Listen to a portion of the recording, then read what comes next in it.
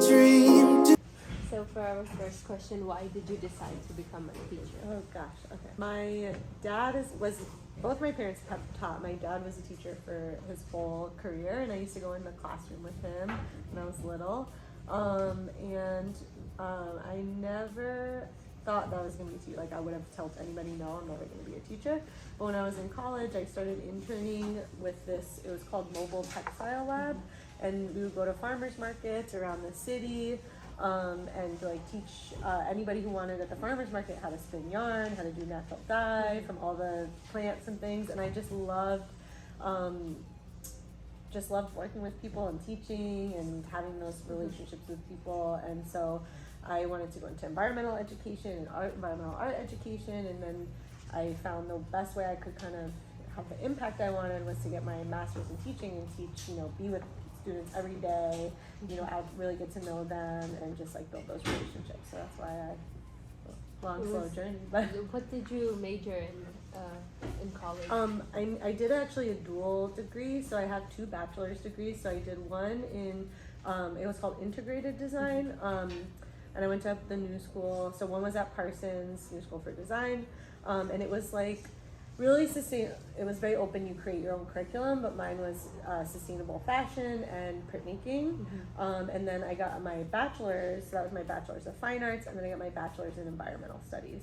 So I focused in like food systems and sustainable agriculture. And I know that you're also like in charge of Green Team now, and you guys are doing some things in the hydroponics. Would you like to talk a little bit about that? Sure, yeah. So I have never done hydroponics before. I've always done gardening outside, but our garden is sadly out of commission this year. It's being repaired for drainage. So we're up in the hydroponics lab, and we're growing all kinds of stuff: lettuce, bok choy, Swiss chard. It's really amazing how fast it grows, how easy it is to use that system, and it's just been really great to see the students involved and have them be able to take stuff home and cook at home with the veggies in the garden. And cooking club hopefully will eventually use this stuff as well. So. Yeah. And what are some of your hobbies? What do you like to do on your free time? I love to make my own art, ceramics, and I love to just relax and cook. I like to spend time with my friends, my family. I feel like just, the pandemic has burned me out a bit, so I'm just like doing a lot of self-care this year, taking care of myself. Yeah. That's good. Out of like all the different types, there's a lot of different arts, but what is your like favorite? Like ceramics, painting, sketching? I feel like my 3 that I do myself, my own art practice, is ceramics, which is on the newer, like only past 5 or 6 years for me.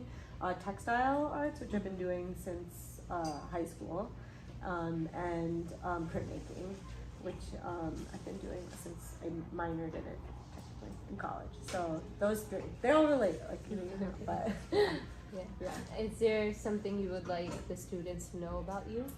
I feel like I'm pretty open and honest with students. Like, I don't think it's hard for students to get to know me for who I am. I don't know if students would disagree or agree with that, but I used to work for admissions in college, and which I know but just I think students, I'm a really great resource. If any students have questions about college or admissions, like any of that stuff, I'm so happy to help anybody who wants help with that stuff, which I know Miss Valentine is as well.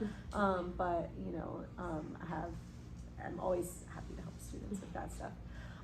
Is there a piece of advice you would like the students? There's so much pressure at your age, I think, to figure everything out for yourself. At least there was when I was in high school. I don't know if that's still true, or to like know what you want to do, know where you want to go to college, know what you want your life to look like. But I think any adult, if you really ask them, is going to tell you it never turns out that way. You're always going to be on an unexpected path. And I think of course, you want to set high expectations for yourself and your life and to achieve your goals, but also to be okay, like, with the unexpected, with wherever your path is going to take you. And if you can change your mind, you can move, you can change your path, you can change your career, you can change anything you like want at any time, and there's no right or wrong path. Like I think you don't have to stick with what you decide. I don't know if that is. That is. Thank But you. it is. I don't know. Yeah, and that's But good. yeah, I wish I was so set on my goals and they totally Right now, you don't have to stick with Thank you. find me when the lights turn out. When the lights turn out.